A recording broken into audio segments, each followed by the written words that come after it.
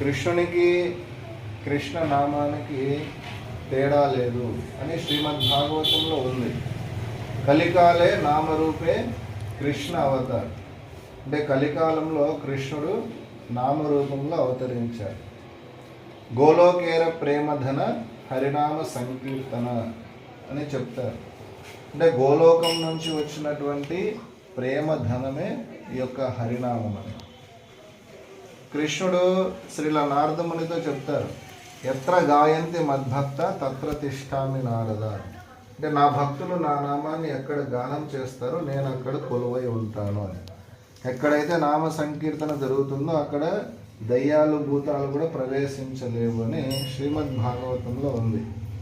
ఇవాళ మనం నగర సంకీర్తన చేస్తూ రవి ప్రభు, వేణి మాతాజీ వాళ్ళ ఇంటికి వచ్చాము. ఇవాళ వాళ్ళు ఆహ్వానించారు వాళ్ళ ఇంటికి వచ్చి కీర్తన చేయమని.